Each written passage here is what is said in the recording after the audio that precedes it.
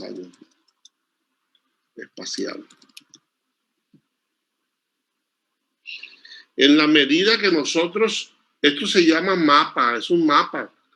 En la medida que nosotros tenemos un plano de una casa, de cómo va a ser, nosotros podemos hacer la casa, pero si nosotros no sabemos qué es lo que queremos, no, pues no vamos a llegar a ningún lado, ¿no? ¿Verdad? Luego también un título debe también de reflejar cierto conocimiento sobre el tema.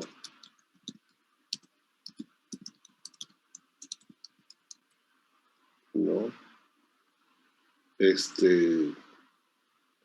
Por ejemplo, volviendo a la economía informal, porque es el de, se me hace que es el de Citlali, es el que me acuerdo porque es la primera pues en la lista, pero no por estar haciendo una crítica, no estoy haciendo crítica de nada, ¿no?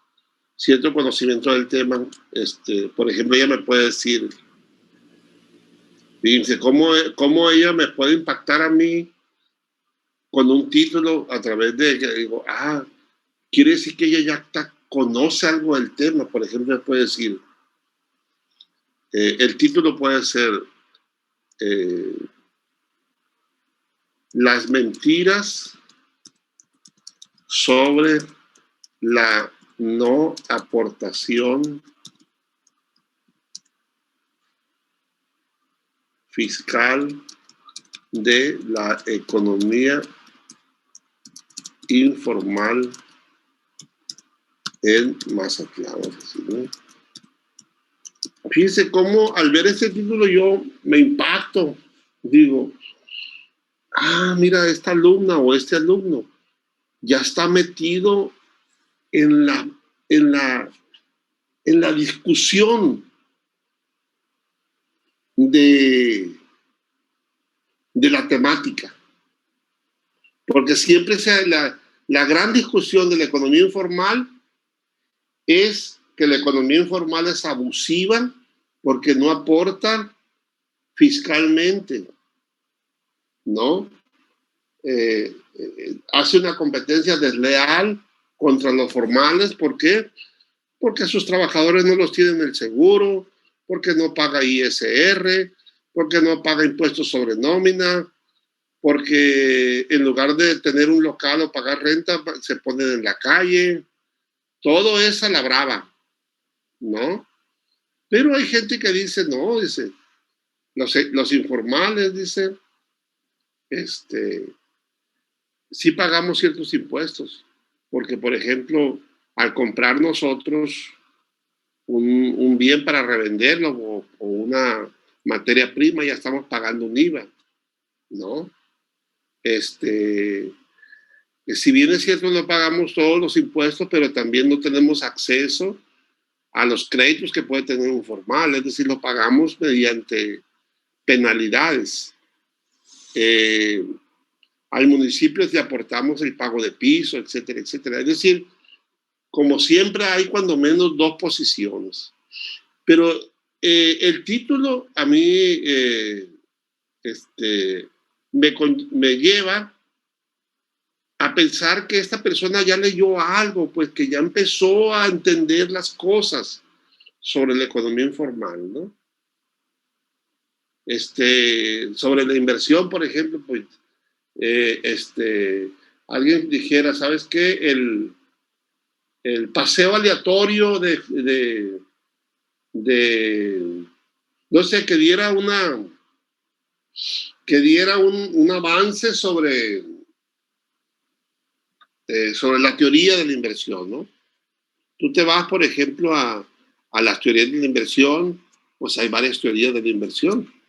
Basta que veas el Dorbush, ahí vas a ver cómo ha habido modelos de inversión y todo eso, ¿no? Y si una persona pone un título que refleje que conoce teoría, también es una cosa que también agrada al lector que está haciendo todo esto, ¿no? Otra cosa que se debe de buscar en el título es la precisión, porque de momento uno no sabe qué vas a investigar, ¿no? La precisión, que no haya dudas, ¿no? Que no haya ambigüedades, que no haya dudas ni ambigüedades. A ver si se pone este diéresis. No se pone. No. Ni ambigüedades, ¿no? De momento tú ves un título, vamos a decir como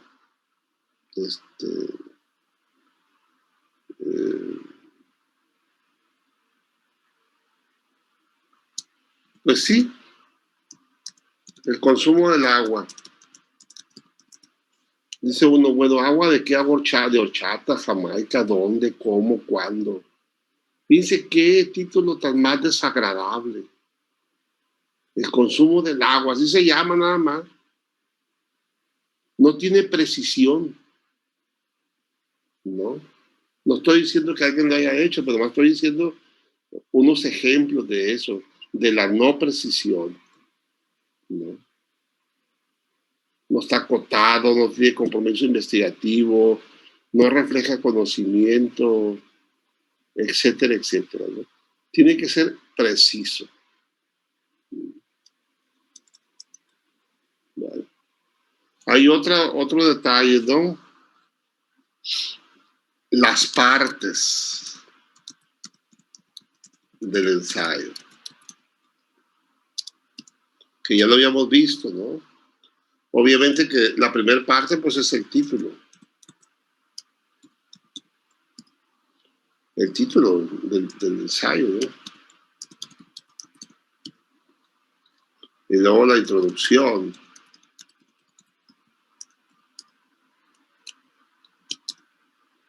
donde dices tú de qué trata el ensayo.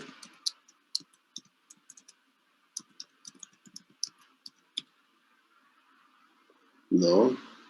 Coma. Bajo cuál teoría se va a analizar, ¿no? Coma.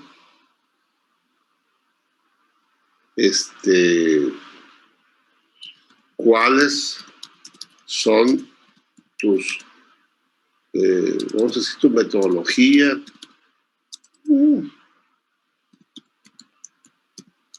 Metodología y fuentes. ¿Cuáles son tus metodologías y fuentes?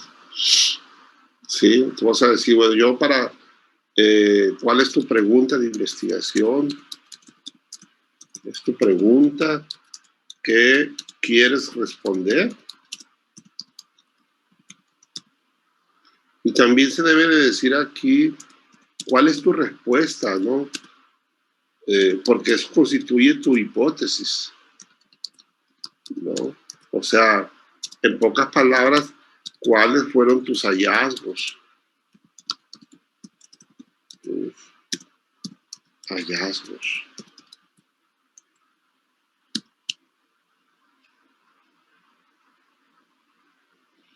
Quizás hablar un poco de las limitaciones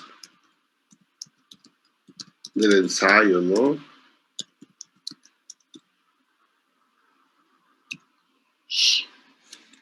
Entonces yo quiero saber de qué se trata el ensayo, bajo cuál teoría se va a analizar, cuáles son tu metodología y fuentes, cuál es tu pregunta que quieres responder y cuál es tu respuesta, las limitaciones del ensayo, ¿no? Y limitación del ensayo no es porque que no encontraste fuentes, no, las limitaciones es decir, dentro de los hallazgos, ¿qué faltaría más por encontrar para explicar la temática que estás abordando? ¿No? Sería.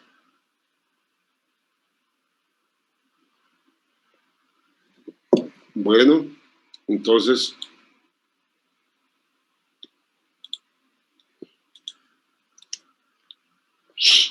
y vamos a poner que pues no vamos a hacer un ensayo, digamos,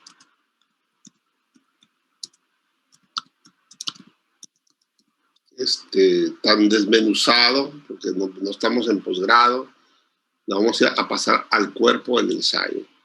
Y en el cuerpo del ensayo, pues vas a ir tú narrando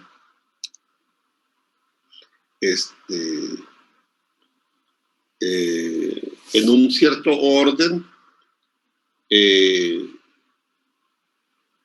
ensayo mismo, ¿no? Por ejemplo, vas a empezar yo empezaría, por ejemplo, con una definición de mi ¿no? Una definición del concepto central que yo estoy trabajando. Economía informal,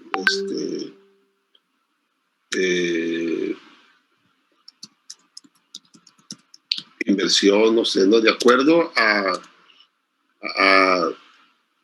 2 o 3 autores diferentes, ¿no? Diferentes y explicar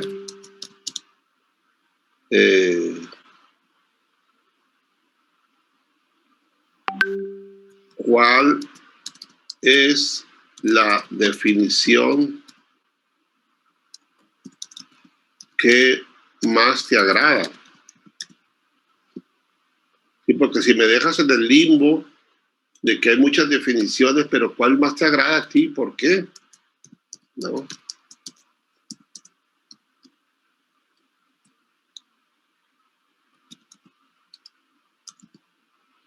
¿Y por qué no? Y el por qué.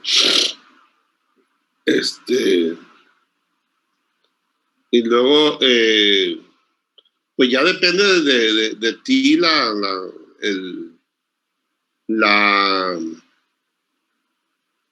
el orden que le vas a dar al cuerpo al ensayo, ¿no? Por ejemplo, regularmente se hace como una especie de círculo y tú vas dibujando las partes que constituyen el ensayo, ¿no? Por ejemplo, puedes hablar de un contexto, ¿no? Lo primero que tengo que saber yo es qué es la definición del concepto. Un contexto, pero un contexto no te vayas allá tan lejos, ¿no? No empieces con los griegos ni con los romanos y esas cosas, ¿no? Un contexto, si vas a hablar de la economía informal de Sinaloa, quizá puedas escribir un renglón de la economía informal de México. ¿No? Obviamente que ya está todo acotado arriba, ¿no? O sea, vas a hablar de lo que te interesa a ti. Si es empleo, si es impuestos, ¿no? Contexto de la economía informal, ¿no? Contexto de la temática, hasta bajar a la hasta bajar a la espacialidad objetivo, es decir, a Sinaloa, ¿no?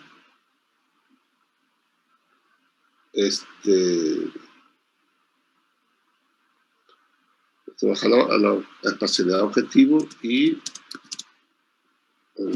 espacialidad y temporalidad, ¿no? Y temporalidad, o sea, el tiempo.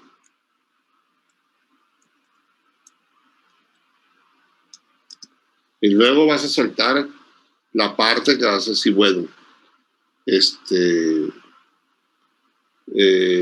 y luego contestar la pregunta, contestar la pregunta por medio de datos y teoría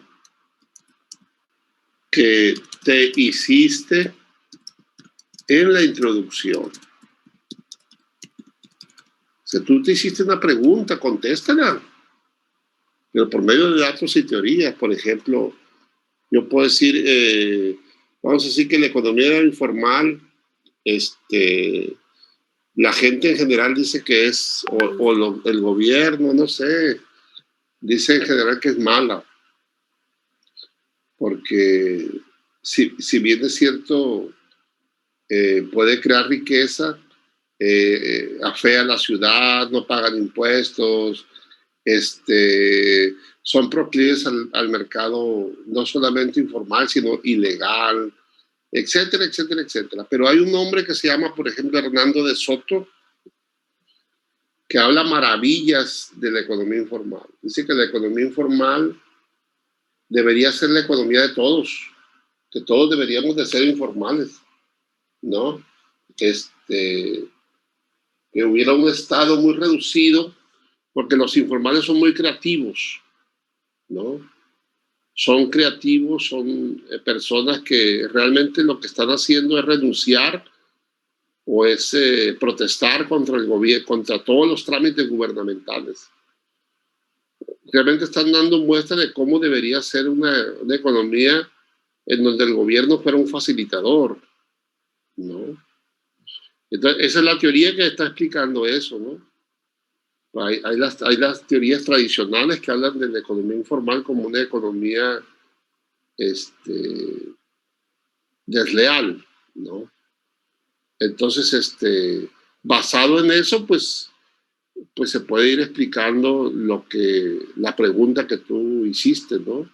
Las preguntas las tienes que ceñir a los datos disponibles y a las teorías disponibles. No puedes, digamos, de alguna manera inventar preguntas. Las preguntas tienen que emerger de eso, ¿no? Bueno, siempre los ensayos tienen que ser redondos. ¿Qué significa redondo? Un ensayo redondo significa que vaya teniendo una lógica, una entrada y una salida.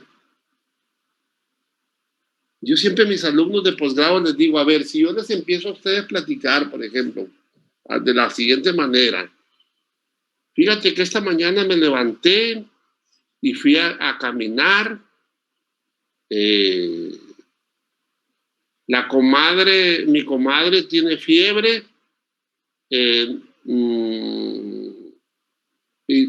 no he pagado el internet.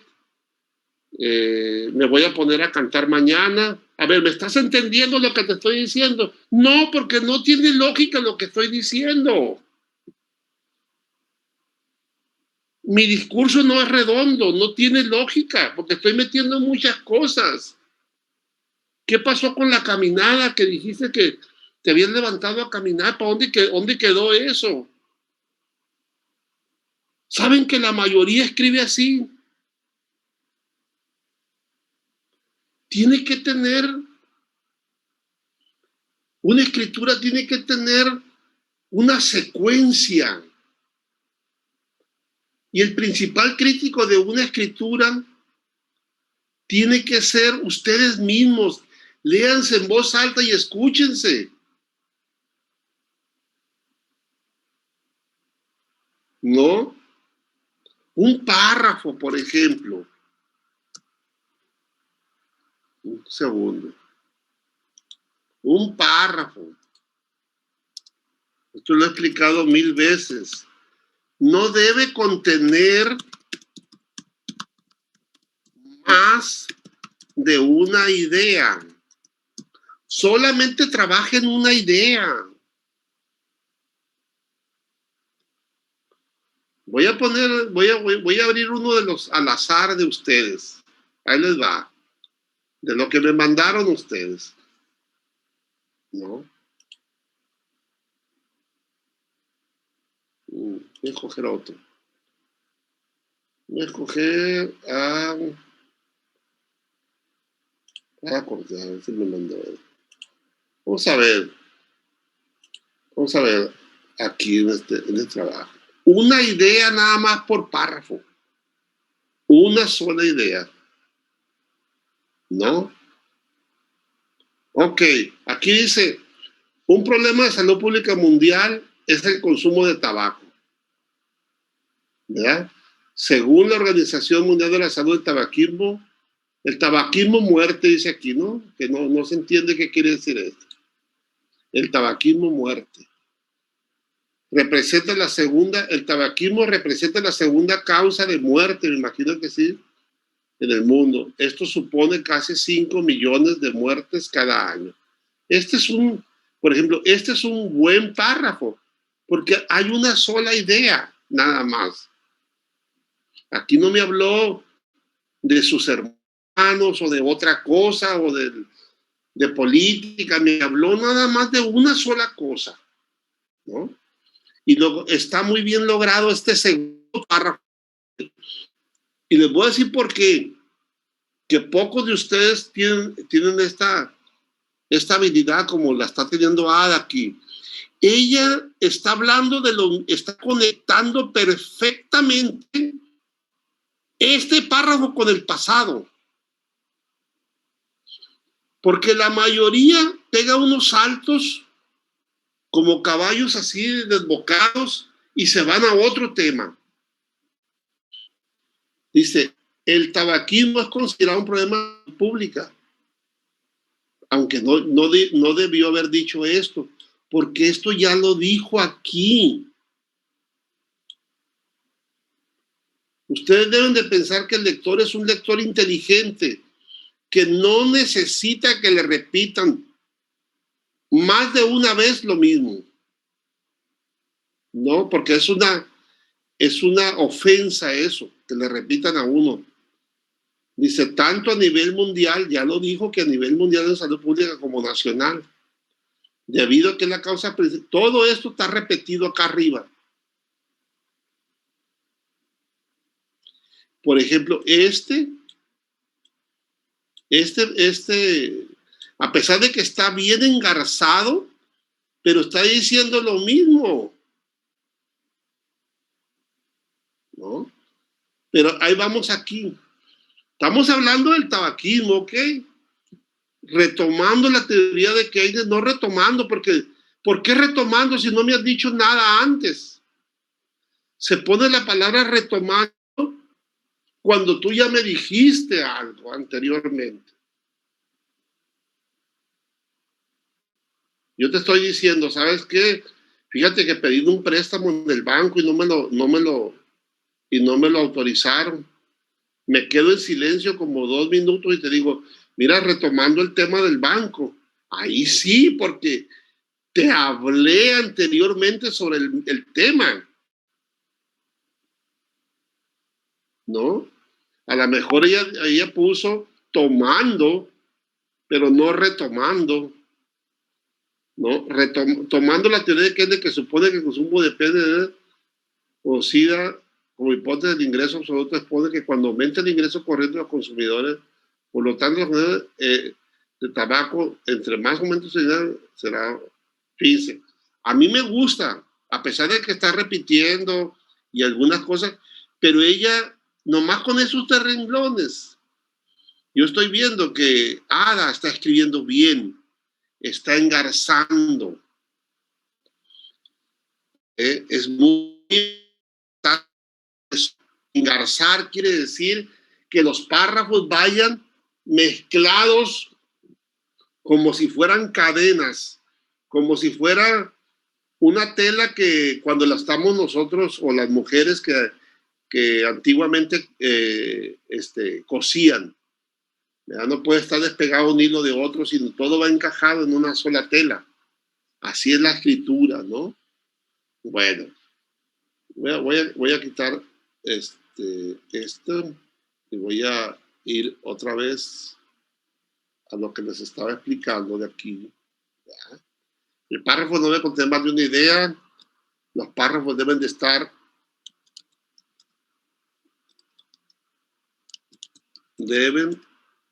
engarzarse uno de otro.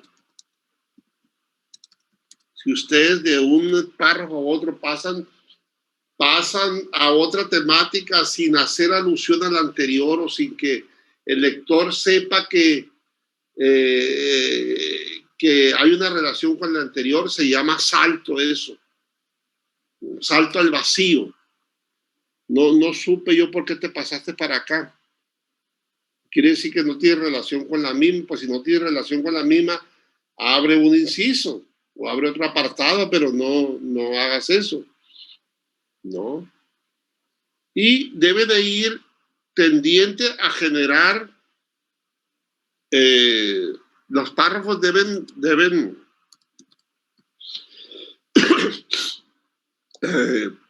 ir creando una argumentación, o sea, yo voy entendiendo qué es lo que tú estás diciendo párrafo por párrafo, ¿no? Una argumentación. Pero si agarras para el monte y ya no regresas, ya no te entendí qué es lo que estás diciendo. Señores, la escritura es algo difícil y este país tiene un gran déficit en la escritura, ¿no? Tenemos que ir creando una argumentación, hasta esa argumentación hacerla convincente y terminarla. Y por último, vamos a hacer una conclusión. Conclusión no significa repetir lo que ya dijiste. Atención, porque mis compañeros, incluso de mis colegas, creen que conclusión quiere decir repetir lo que ya dijiste.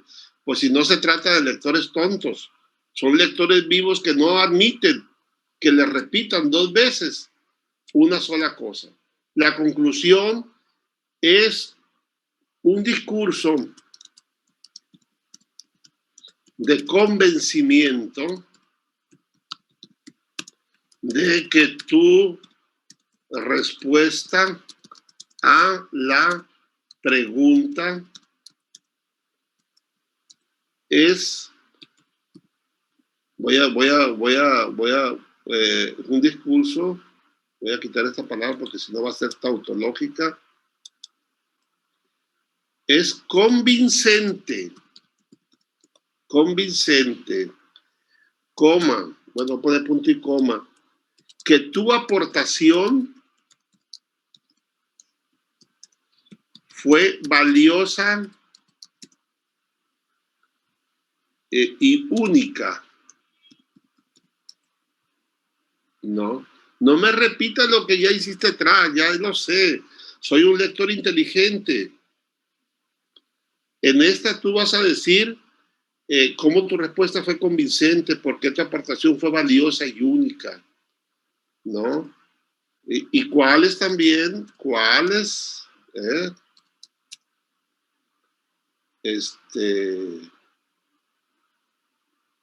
bueno, yo les sigo diciendo esto, se lo voy a decir en las revisiones que les hagan, ¿no? Entonces, estoy viendo ahí problemas incluso de plagio, ya detecté varios plagios. Eso no se hace, no se hace, no se hace, no se hace, ¿no? Eh, y pues al último, ¿cuáles?